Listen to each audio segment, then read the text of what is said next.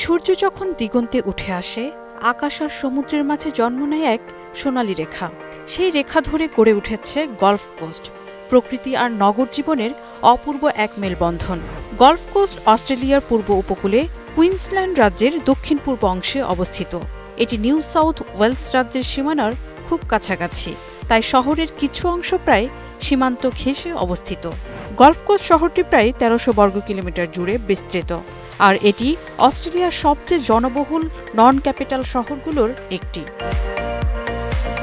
দিগন্ত বিস্তৃত সমুদ্রতট, সাদা বালুর চাদরে গড়িয়ে পড়া ঢেউ, যেখানে সার্ফবোট ছুঁয়ে যায় জলরেখা। সার্ফার্স প্যারাডাইস যেন নামেই বলে দেয়, এখানকার প্রতিটি সকাল নতুন এক রোমাঞ্চের গল্প। শহরের পশ্চিম দিকে রয়েছে গোল্ড কোস্ট হিন্টারল্যান্ড, যেখানে দেখা মেলে ল্যামিংটন ন্যাশনাল পার্ক, ট্রাম্বুলগা রেইন ফরেস্ট আর অসংখ্য জলপ্রপাত ও পাহাড়ি ট্রেইল। শহরের হৃদয়ে ছড়িয়ে আছে আধুনিকতা, উঁচু অট্টালিকা, বিলাসবহুল রেস্তোরাঁ, রাতের বর্ণিল আলো।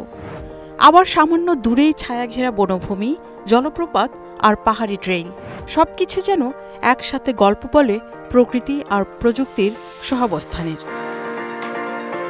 কুরুম্বিন ওয়াইল্ড লাইফ স্যাংচুয়ারির সবুজে লুকিয়ে থাকা কোয়ালার চাহনি কিংবা ক্যাঙ্গারুর দৌড়ে মুখরিত পথ প্রাণপ্রেমীদের জন্য এক অমূল্য অভিজ্ঞতা।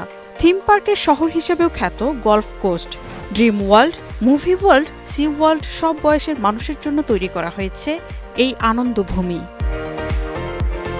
সমুদ্র পাড়ে সূর্যাস্তের মুহূর্তগুলো যেন ধরা দেয় কোনো চিত্রকল্পের মতো। গোধূলির আলোয় শহরের চোখ ধাঁধানো রূপ জলে প্রতিফলিত হয়ে সৃষ্টি করে এক স্বপ্নময় পরিবেশ।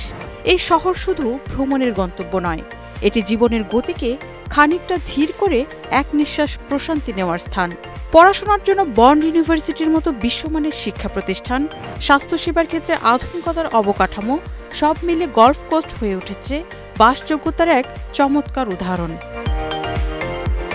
সমুদ্রের ঢেউয়ের ছন্দে বাঁধা এই শহরের সংস্কৃতি একদিকে স্বচ্ছন্দ, অন্যদিকে বৈচিত্র্যময়। এখানকার জীবনধারা গড়ে উঠেছে প্রকৃতির কাছাকাছি থেকে।